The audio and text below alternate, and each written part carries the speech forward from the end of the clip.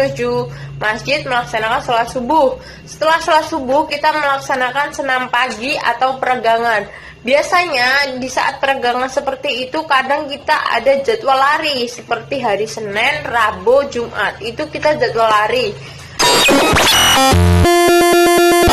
Hai guys, selamat datang channel gua. Jangan lupa di subscribe, di like, nyalain tombol notifikasinya, di komen, dan di share. Gue tungguin lo ya. Gue lihat ini. Cepetan, buruan, cepetan. Gue maksa nih, maksa banget, pakai banget. Halo, tadi bikin konten ora? Halo, nggak kebuka. Re.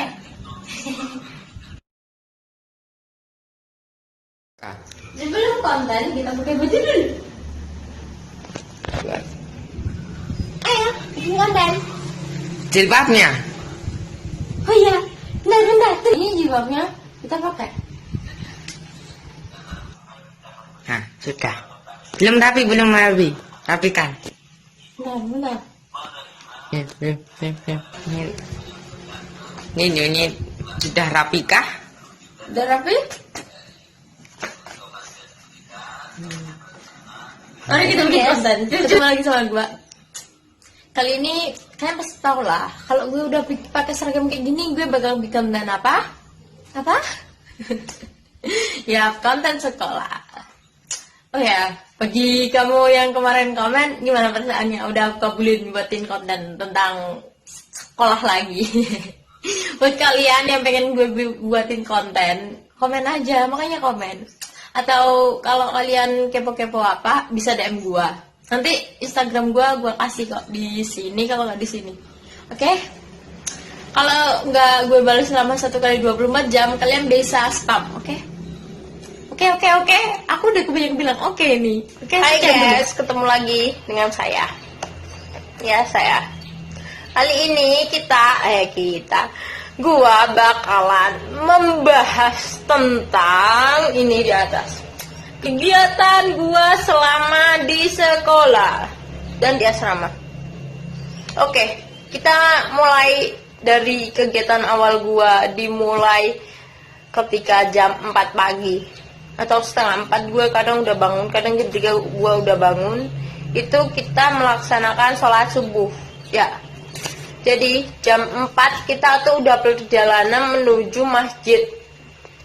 Sebelum kita perjalanan menuju masjid itu biasanya kita pakai baju kerudung hitam, bajunya putih, trainingnya hitam. Kalau bagi yang nggak berkerudung ya baju putih, training hitam gitu. Terus kita berangkatnya itu biasanya jam 4 kurang 15. Kita udah berangkat ke masjid melaksanakan sholat subuh. Nah, ketika berangkat itu kita disusun baris dulu. Jadi sebelum berangkat kita baris dulu apel. Dicek udah lengkap belum per kelas anggotanya gitu. Habis itu setelah lengkap kita menuju masjid melaksanakan sholat subuh. Setelah sholat subuh kita melaksanakan senam pagi atau peregangan. Biasanya di saat peregangan seperti itu kadang kita ada jadwal lari, seperti hari Senin, Rabu, Jumat. Itu kita jadwal lari. Terus setelah itu kita balik ke asrama. Sebelum balik juga kita dihitung lagi guys. Jadi apel lagi, baris lagi, dihitung lengkap apa enggak, baru balik ke asrama. Ya, setelah balik ke asrama, kita melaksanakan bersih diri atau mandi, pakai baju, siapin sepatu depan kamar, apalagi tas yang mau dibawa, minum, air putih, dan teman-temannya. Dan setelah itu kita apel lagi, baris lagi, pengecekan lagi sebelum melaksanakan makan pagi. Nah, setelah apelnya selesai, penghitungannya selesai, kita makan pagi. Setelah makan pagi, Paginya itu ganti-ganti menunya apa itu terus? Oh ya, menunya ganti-ganti lah guys setiap harinya. Setiap kita makan tuh menunya nggak sama. Terus kan setelah makan pagi kita baris lagi, dihitung lagi sama ketua kelasnya, baru menuju ke sekolah. Di sekolah pun gak langsung masuk kelas, kita masuk joglo dulu, depan joglo.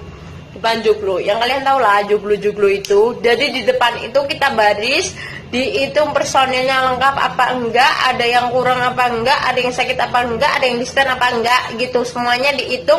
Setelah selesai dilaporkan ke pengasuh, lalu kita baru naik ke atas, kan kelasnya di atas. Naik ke atas menuju ke kelas. Ketika di kelas pun kita kalau pas sebelum materi itu kita laporan dulu ke gurunya, kayak lapor kelas kayak gua IPS ya, kelas 10 IPS 1 jumlah 25. Yang izin yang sakit Ya, yang izin yang sakit harus disebutkan. Seumpama kalau sakit satu ini lapor kelas 10 IPS 1 jumlah 25 kurang 1 hadir 24 keterangan 1 bla bla bla bla, siap menerima materi gitu. Terus baru pelajaran. Setelah itu, setelah pelajaran pun nanti laporan lagi. Lapor kelas 10 IPS 1 telah menerima materi. Laporan selesai. Begitu, guys. Iya. Setiap mapel kayak gitu. Jadi setiap ganti pelajaran tuh kayak gitu. Semuanya. Jadi usahakan kalian jangan jadi ketua kelas.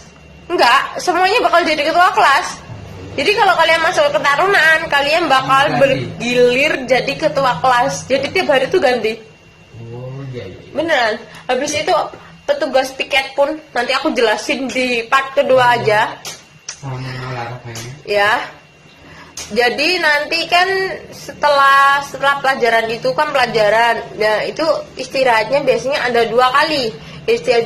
Istirahat jam pertama, istirahat jam kedua. Istirahat jam pertama itu sekitar jam setengah 9 pagi, kalau nggak jam 9 pagi, kalau nggak jam 10 pagi. Jadi kalau kalian mau melaksanakan sholat duha bisa. Terus untuk setelah itu kita melaksanakan pelajaran lagi seperti biasa. Dan ketika istirahat jam kedua itu kita melaksanakan sholat duhur dulu. Setelah sholat duhur kita baru makan siang. Kalian pasti bertanya-tanya, makan siangnya itu kembali ke asrama lagi apa tetap di sekolah, Kak? Ya, makan siangnya dulu. Waktu saya kan pertama kali itu dulu kita coba di asrama. Tapi ternyata ketika kita makan menuju asrama juga membutuhkan waktu atau memakan waktu yang lama. Karena waktu yang lama itu akhirnya kita membuat kita diputuskan untuk makan di sekolah. Jadi kita dibawain bekal-bekal kayak gitu, tempat lucu-lucu, nggak lucu-lucu banget sih ya, kayak tempat bekal gitu, warnanya ungu, pink, hijau kayak gitu. Bukan yang kartun-kartun. Jangan harap Avengers punya kamu, nggak ada tuh. Terus setelah makan siang kita pelajaran lagi. Pelajaran terus sampai nanti akhirnya jam 3:30. Ya biasanya aku keluar tuh jam 3 kalau nggak 3:30. Lupa sih aku. Gitu, habis itu kita sholat asar dulu. Kalau di video di akun YouTube resminya sekolah aku kan habis pelajaran kita pulang tuh baru di depan joglo. Kalau aslinya, jadi setelah pelajaran kita sholat asar dulu. Setelah sholat asar kumpul depan joglo, pengecekan, habis itu baris lagi balik ke asrama sama nyanyi-nyanyi kayak SMA Taruna Brawijaya kayak gitu. Udah gitu aja, dikit aja. Terus ketika balik di asrama pun masih baris, habis itu baru dibubarin. Ya, setelah dibubarin itu kita bersih diri, kayak mandi, ganti baju, persiapan mau bimbel sama makan. Jadi setelah bersih diri itu sekitar jam 5. Ini gua bahas yang basis loh ya guys. Ini jadwal ketika gua basis. Jadi sekitar jam 5 itu nanti kita makan malam. Jam 5 sore kita makan malam. Sebelum makan malam pun kita harus baris lagi. Ditata dulu, ketua kelasnya harus ngitung dulu lengkap apa enggak. Setelah semuanya lengkap baru kita masuk ke ruang makan. Masuk ruang makan, kita masuk ruang makan tuh, kita ya makan. Setelah selesai makan kita baris lagi, dihitung ketua kelasnya lagi lengkap apa enggak, baru menuju ke sekolah sambil nyanyi-nyanyi, hei gades ayo, kayak gitu. Terus setelah itu kan kita ke sekolah itu kan, terus nanti kita melaksanakan sholat maghrib. Setelah sholat maghrib, kalau dulu itu ada bimsu atau bimbingan pengasuh. Setelah bimbingan pengasuh, kita baru sholat isya, baru bimbel habis sholat isya. Kalau sekarang itu setelah sholat maghrib kita bimbel, setelah bimbel kita sholat isya. Karena nanti kalau setelah isya kita bimbel, sampai rumah atau sampai di asrama itu sekitar jam 10 malam, dan biasanya kita langsung tidur. Kalau sekarang kan kalau habis bimbel kita sholat isya itu biasanya jam 9, kalau enggak jam 9:15 itu udah nyampe di asrama. Jadi kita bisa belajar mandiri lagi, ngerjain tugas. Kalau mau ulangan kita bisa belajar lagi ketika itu. Ada yang mau nyuci baju bisa nyuci baju lagi gitu. Oke. Kembali lagi, jadi setelah bimbel kita kan sholat isya lah. Setelah sholat isya itu kita baris lagi tuh, dicek pengecekan apa lagi gitu. Setelah lengkap segala macamnya, baru kita kembali asrama.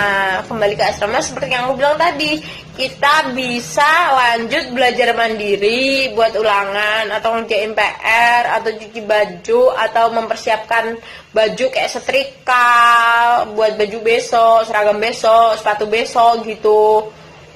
Kalau enggak gitu, kalau kalian bisa nyuci baju yang hari ini dipakai, terus kalian bisa setrika buat baju yang besok dipakai gitu. Kalian pasti bertanya-tanya ya, kenapa sih Kak terlalu banyak apel? Fungsinya apel sih apa gitu? Fungsinya apel tuh apa? Kenapa mesti apel? Kenapa mesti baris? Apa-apa mesti dicek gitu anggotanya gitu. Karena adik-adik karena kan kita jauh dari orang tua dan kita kan berasrama, pasti kan kita tuh tanggung jawabnya sekolah. Kalau ada apa-apa juga di sekolah. Jadi untuk meminimalisir kita hilang ketelesot atau tidak ikut kegiatan, diadakan apel pengecekan.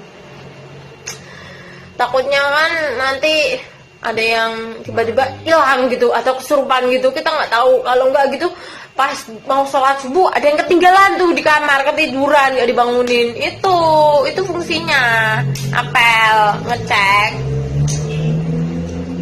Terus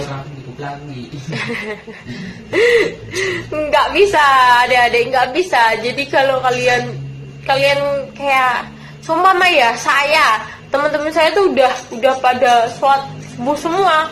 Ternyata pas pengecekan tuh kelas saya kurang satu. Kemana ini? Nggak ada keterangannya. Itu nanti bakalan dicariin sama resimen ya, pada pejabat-pejabat asrama. Nanti kayak poltar, ketua lorong. Nanti gue bakal bahas di video lain sesuai dengan permintaan kalian aja. Gue nggak bakal bikin konten sekolah kecuali permintaan kalian atau komen dari kalian. Sebenarnya kasihan sih sama kalian, tapi gue juga sebel. Gue tuh kadang sebel sama kalian tuh yang kadang gogrok asem apa sih, kayak apa ya, hari ini tuh semangat gitu, aku mau lihat, aku udah rajin gini belajar, besok udah males gitu. Itulah adik-adik, nonton videoku aja pasti, aduh durasinya panjang banget ya, males pasti di skip sampai tengah. Padahal itu ya adik-adik ya, adik-adik, ibu-ibu, bapak-bapak, kakak-kakak yang nonton video saya dari awal itu tuh udah mencakup semua yang ada di sekolah. Jadi seumpama kayak saya membahas kegiatan saya selama di sekolah dan di asrama ketika sekolah. Jadi ketika saya nggak libur, kegiatan saya ya tiap hari kayak gitu, dari Senin sampai Jumat. Sabtu Minggu beda lagi jadwalnya. Dan ini saya membahas ini pun bukan yang setelah masa basis, ini saya membahas yang masa basis. Kalau yang setelah masa basis itu ketika pulang sekolah kan ketika pulang sekolah kan kita sholat asar dulu. Setelah sholat asar itu kan biasanya kita baris tuh di joglo, apel, pengecekan. Itu kalau tidak dalam masa basis atau hari-hari biasa, itu biasanya kalau ada ekstrakurikuler kita juga ekstra. Kalau ada kumpul organisasi kita juga kumpul seperti itu, bapak, ibu, adik, dan kakak. Jadi tapi dikasih batas waktu sih. Batas waktunya itu sampai jam 5. Kan jam 5 sore kita udah makan. Jadi maksimal jam 5 yang ekstra, yang organisasi, yang tetek bengek itu harus kumpul makan. Gitu. Udah itu aja sih bedanya dari kegiatan masa basis sama nggak masa basis. Gimana? Kalian udah puas belum? Untuk kamu yang aku bikinin konten, mohon maaf ya, nggak ada video apanya tuh namanya, nggak ada video ilustrasinya, mohon maaf banget. Karena ya kendala.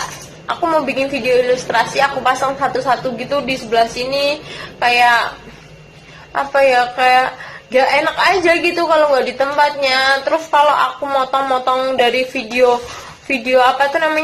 sekolah juga, itu tuh rada susah sih. Soalnya sih gimana ya, kendalanya di proses editingnya lama banget. Makanya kan aku sering upload malam-malam. Kayak aku upload kayak hari ini, aku upload tuh baru jam 10. Nanti aku tinggal tidur, terus yang upload sendiri. Jadi kayak gitu. Udah ya, sekian. Buat kalian yang udah nonton sampai habis, semangat, jangan pantang menyerah.